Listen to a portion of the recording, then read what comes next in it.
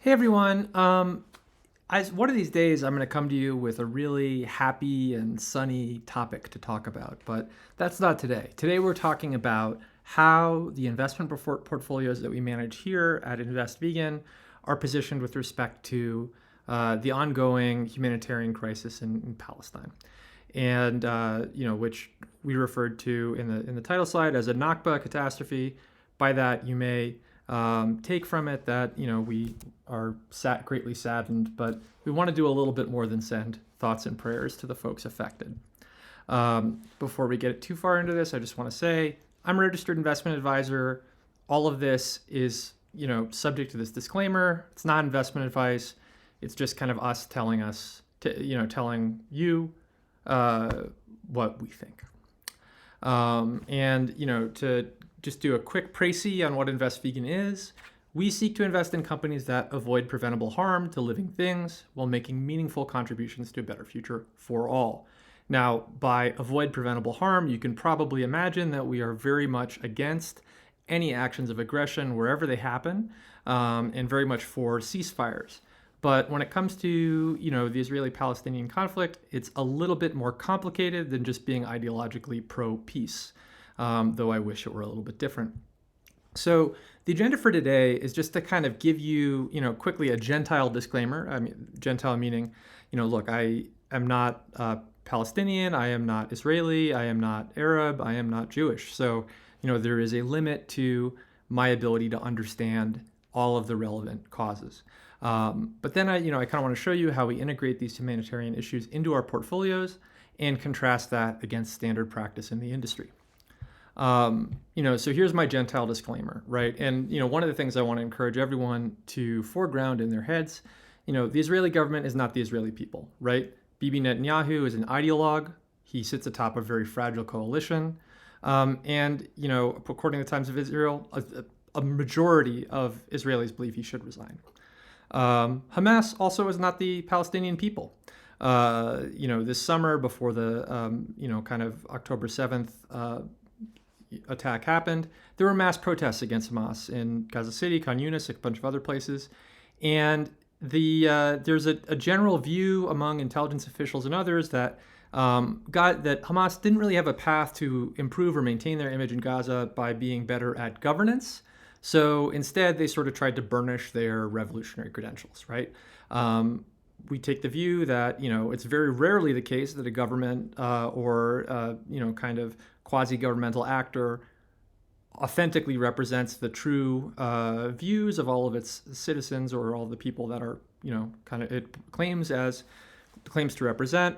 Look, we are really on the side of life in all of its forms and seek to avoid preventable harm in all forms. So as a practical matter, this often leads us to flatten complex issues into somewhat binary decisions.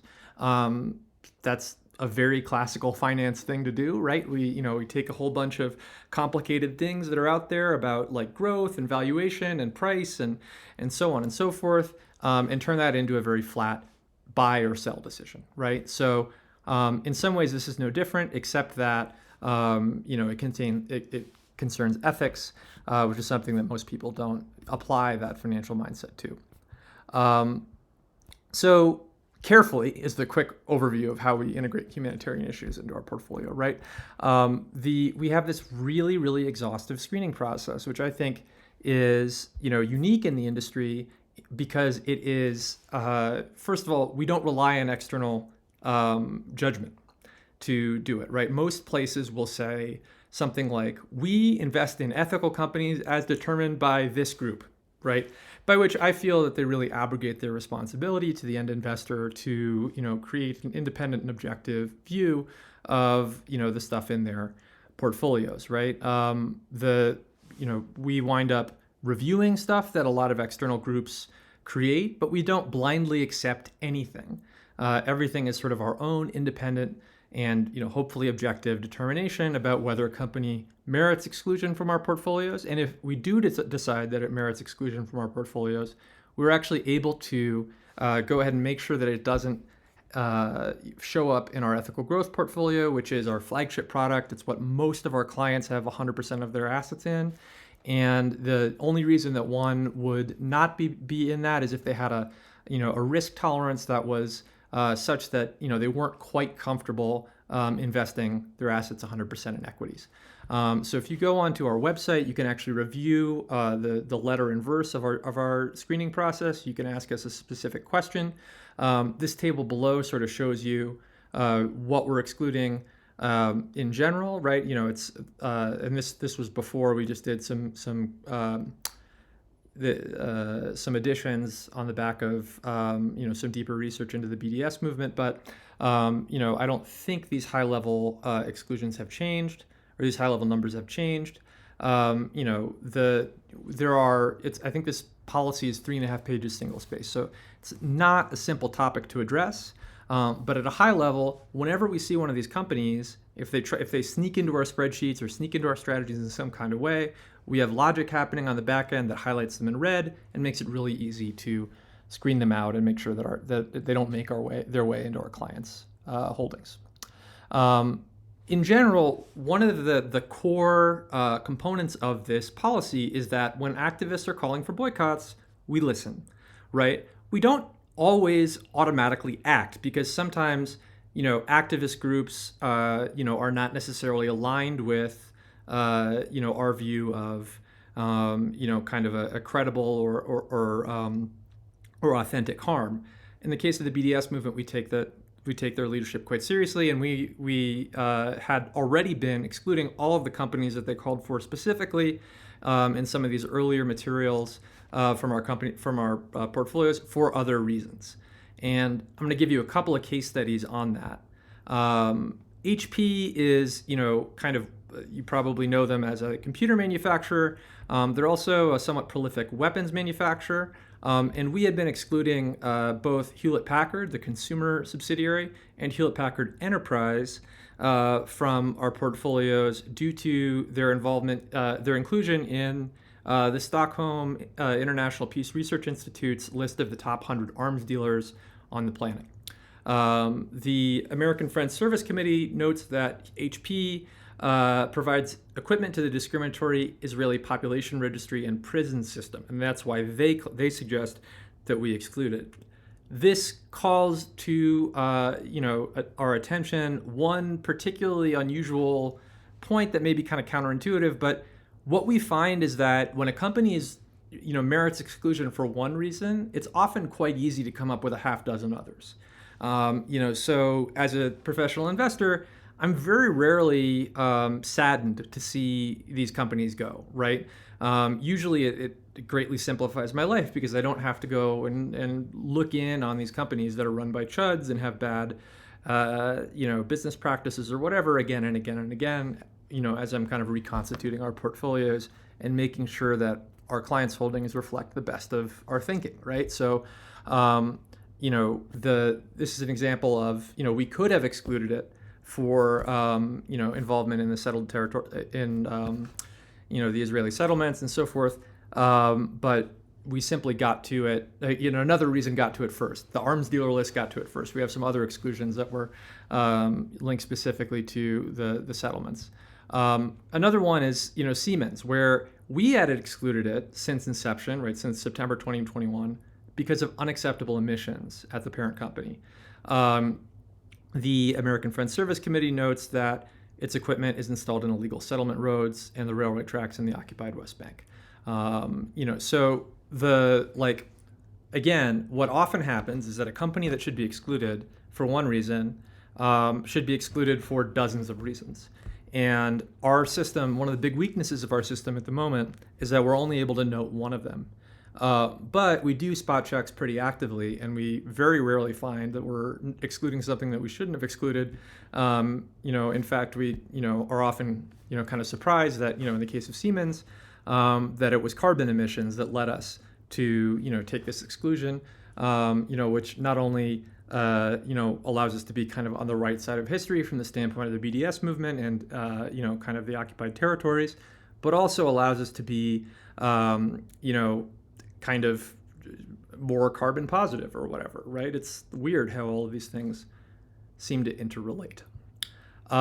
The American Friends Service Committee that I've referenced is one of the kind of third party or nonprofit research groups that we take seriously, whose work we listen to. So they had done some additional work, deepening the exclusions list, and upon reviewing their work, we were able to add 107 new exclusions to our list. And that's generally the way that we work, right? So we have these kind of high level criteria where we obviously don't want to be investing in arms dealers or cluster bomb manufacturers or, this is the stock market after all. If you want to think about man-made horrors beyond human comprehension, this is where they all live. So, the specific, enumerations of what we've excluded over the past couple of years can get kind of sad to think about.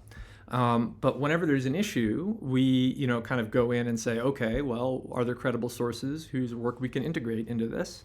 And on an ongoing basis, how can we compound the validity of our exclusions list so that, the thousands and thousands of companies that we've annotated and excluded most closely reflect the, something that I can say to you, our general community, and also to our clients, is sort of the best we could do, and really the best the industry can do on making sure that our capital is aligned with things that are cleanly ethical.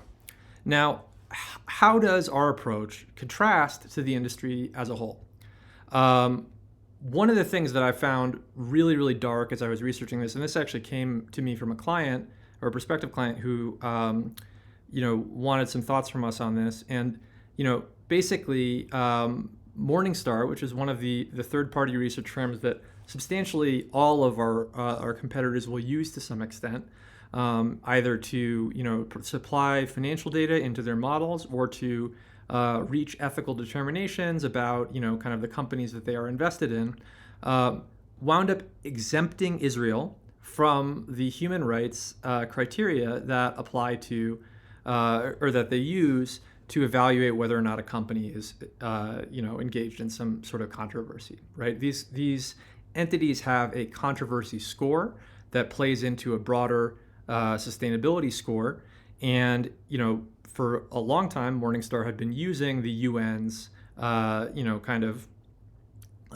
determinations of that, and the next slide goes into that. But after a multi-year campaign, this group called JLens basically, just got them to overrule that in the case of Israel. So, if you're thinking about, if you go to your typical investment advisor who doesn't do their own research and sits on top of a whole bunch of other databases that are smooshed together and not really considered, and you say, human rights is incredibly important to me, and I don't want to be invested in anything that is, kind of on the wrong side of human rights, you would very likely get a portfolio that is just as invested in Israel as it otherwise would be, right? Because these, criteria that, are being used to make those determinations have been, basically lobbied and overruled in the specific case of Israel. To me, why even have the criteria? Why even have the product? Why even, assert anything about human rights or build it into your marketing story at all if you're just going to overrule your independent judgment in the face of opposition? I feel like that's a chicken shit move. And it's one of the reasons that I'm very happy to not use their data at all. And in fact, I kind of think more sustainable investors should not use their data at all. But even after, lifting that stuff, you're able to find things like this on their website, which, in fairness, the byline on this happened after or was before they had changed their criteria to give this special exemption to Israel. But, these guidelines for multinational enterprises and the UN Guiding Principles for Business and Human Rights are, in fact, the specific things that Morningstar had overruled in the case of Israel. So, just another great example of how the financial industry often talks out of both sides of its mouth when it comes to the way that they're doing due diligence, right? You'll see this. This is an incredibly thoughtful, long PDF about how socially conscious investors can implement international norms. And then like 3 weeks later, or not 3 weeks, I think it was something like 3 months later, the organization as a whole simply moves away from these business and human rights standards entirely in this specific case. Again, leading me to question, why anyone should listen to them on any of this stuff, right? Anything that's not strictly objective. Like I have no trouble trusting that they have, accurately scraped something from a financial report into their database. But they are selling very expensive data in part because they can claim that they have this judgment that they're able to add value to those things with. And to be perfectly honest, I just I don't see it as being particularly worthwhile. One of the interesting questions I think that we're not really going to be able to reach much of a determination on is, does Morningstar's abrogation of its duty of independence and objectivity destroy value for clients of those who use their research services? I've seen some claims, I've seen some articles like this one, Wall Street stocks suffer from Arab boycott campaign, that sort of purport to identify a cause and effect relationship between actions of the BDS movement or actions linked to the BDS movement and stock price movements afterwards. And I'm not someone who generally thinks that you can really identify why a stock moved all that well, right? Sometimes it's pretty easy to do, but most of the time it's very hard. And so I think it's not necessarily the case that they have identifiably destroyed value for their clients. I think what you should take from this is more about just sort of the importance of aligning with firms that actually share your values, right? And that are able to back up that values alignment with actual research. So like if this kind of consideration or this thing kind of made you go, oh my gosh, what an anti-Semite. Yeah, I mean, it's fair enough. Everyone can reach their own determinations. I am just out here trying to align as best as I can with what I understand our clients to have entrusted me with, which is aligning their capital with companies, entities, countries, whatever, that avoid preventable harm to living things. And in my judgment, companies that have activities in the occupied settlements, companies that are supporting these aggressions, don't do that. And one of the nice things about the way that we work with clients is that they give me discretion. I get to make those decisions. So yeah, I hope this is helpful in terms of deepening the way that you understand our kind of posture with respect to this stuff. And look, if there's anything else that you'd like us to dive into, pretty please send us an email, send us a comment. I love to answer your specific questions. And with that, I think I'll just say, solidarity, baby.